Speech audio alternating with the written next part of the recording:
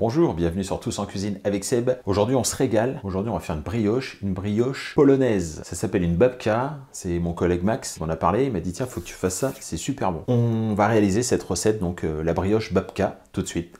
Pour la recette, je vous donnerai les quantités dans la description. Il faut de la farine, il faut du lait, un œuf, du sucre, de la levure boulangère, du beurre, il faut qu'il soit mou. Il nous faut aussi de la pâte à tartiner, des noisettes. Voilà ici. Je vais mettre la levure dans le lait. Alors elle est toute molle ma levure, parce que je la mets au congèle quand j'en ai un petit peu d'avance comme ça.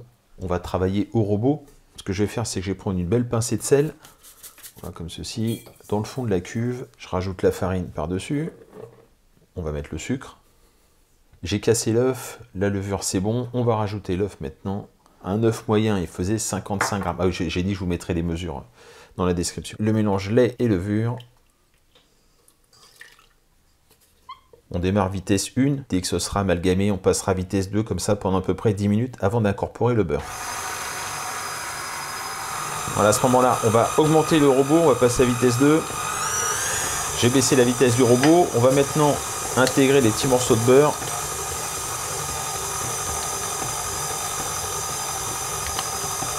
Et pareil, on va laisser travailler le robot 5 minutes supplémentaires. En fait, il faut que tout le beurre soit intégré à la préparation.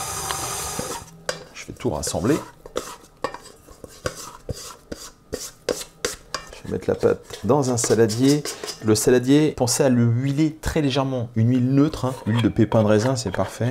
Soit on la laisse monter comme ça à température ambiante, ça, ce qui va prendre à peu près 1 heure, 1 heure et demie, 2 heures suivant la température de votre pièce. Ce que vous pouvez faire aussi, c'est la couvrir avec un film et la mettre au réfrigérateur toute une nuit, c'est pas mal. Elle va pousser très lentement, les arômes vont se développer et ce sera plus facile pour la suite de la recette. Je viens de sortir le pâton du frais, donc il est dur, c'est parfait. On va récupérer les noisettes, on en prend une belle poignée comme ça.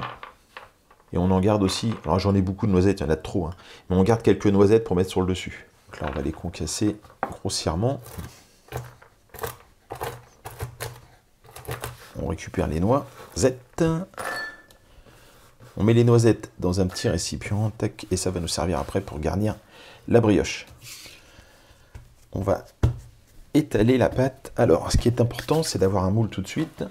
On va étaler la grandeur de son moule et on va faire 3 fois la surface du moule. Je ne sais pas si j'ai été clair. Si, ça va.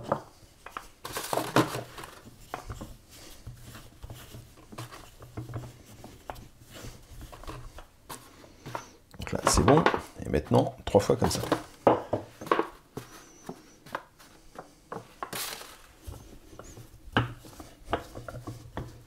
Une fois que c'est fait, on étale de la pâte à tartiner.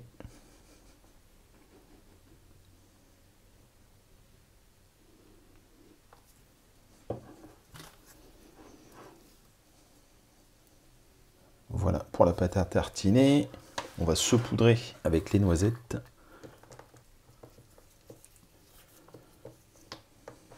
Une fois que c'est fait, on va rouler.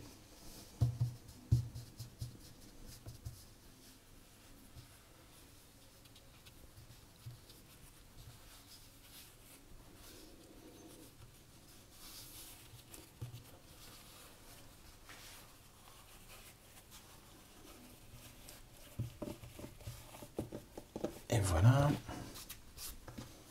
On aplatit un petit peu. Voilà. On va couper dans la longueur comme ça 3 fois.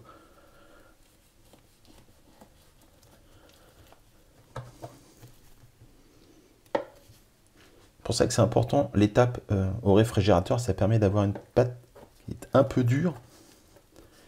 Et c'est quand même beaucoup plus simple. Vous avez les 3 bâtons, on les écarte un peu. On va faire une tresse. Alors, on attaque ici. Voilà. On attaque ici. Comme ça. Comme ça. Comme ça. Et comme ça. On vient souder le bout. Pareil, on vient souder le bout.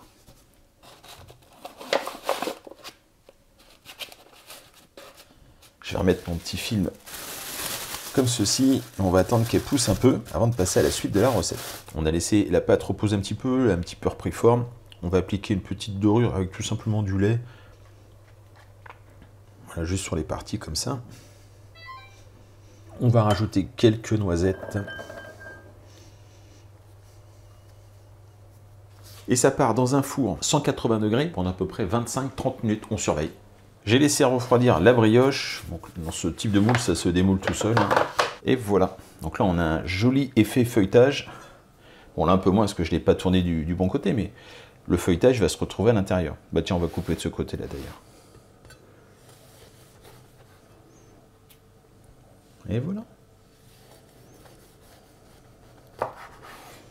Un petit bout avec du choco. Super bon. Un petit morceau de noisette, impeccable. Eh bien écoutez, j'espère que cette recette vous a plu. N'hésitez pas, on peut faire plein de variantes avec la babka. On peut remplacer les noisettes par de la pistache. On peut mettre aussi de la confiture à la place du chocolat. On fait ce qu'on veut. Je vous remercie et je vous dis à très bientôt pour de nouvelles recettes. Au revoir.